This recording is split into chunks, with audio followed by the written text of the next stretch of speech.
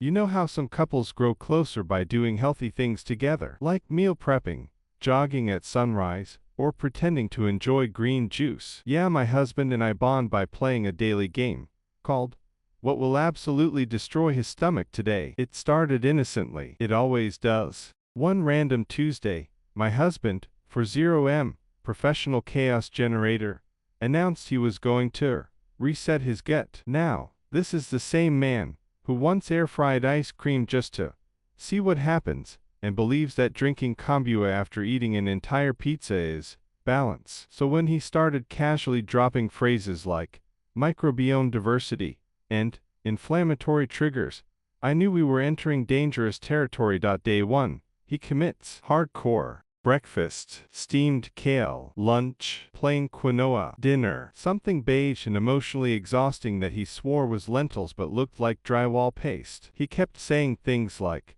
I already feel lighter. Sir, you've eaten 600 calories. Of course you do.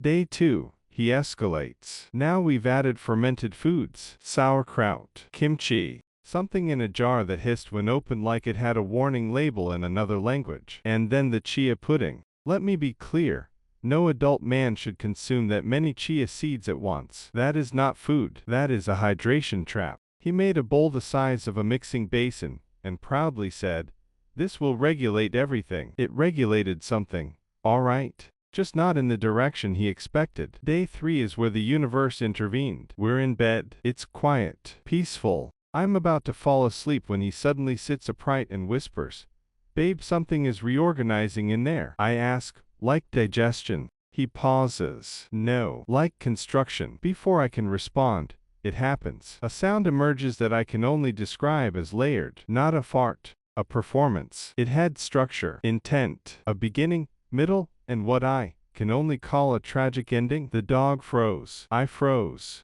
Even the air felt like it signed a waiver. I immediately left the room, not out of anger, out of survival instinct. From the hallway I heard him whisper, I think that helped. It did not. The next morning, he's hunched over like a Victorian ghost, clutching his abdomen and dramatically announcing, I might have twisted something. No diagnosis, just vibes. So off he goes to a specialist. After tests, scans, and what I imagine was a very tense conversation involving charts and eye contact, we get the results: IBS, lactose intolerance, and sensitivity to multiple high FODMAP foods. Translation, everything he emotionally relies on. He comes home looking like a man who just lost custody of cheese. The doctor gave him a very clear list of safe foods, and a much longer list of absolutely not. And for a moment, I had hope. That moment lasted 6 hours, because later that same day, I walk into the kitchen and find him standing over the counter like a raccoon with access to a credit card.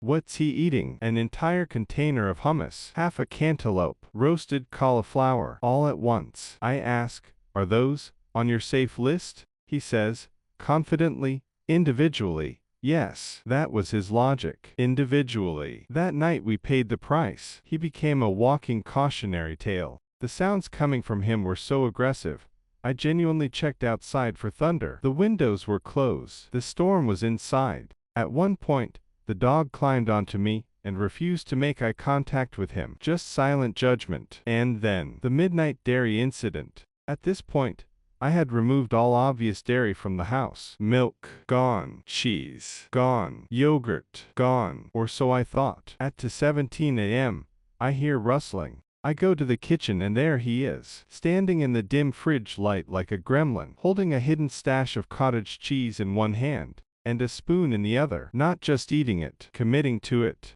I stare at him. He stares back, mid-bite, and then he says, with absolute confidence, the bacteria cancels it out. I just blinked. No hesitation. No shame. Just science fiction. I didn't argue. I didn't speak. I just turned around and walked away, because at that point, this was between him and whatever higher power monitors poor decisions. The aftermath. Unforgettable. We opened windows. We lit candles. At one point I googled, can smells have intent? Even Alexa, unprompted, said, air quality is poor. The dog has since relocated to the living room permanently. And my husband He's now on a supervised diet. I control the groceries. I approve the snacks. And tofu is no longer a free-range activity. Marriage is amazing. It's love, partnership, growth, and occasionally standing in your kitchen at 2 a.m. watching a grown man betray his own digestive system, while whispering, "This should be fine." It is not fine. It is never fine.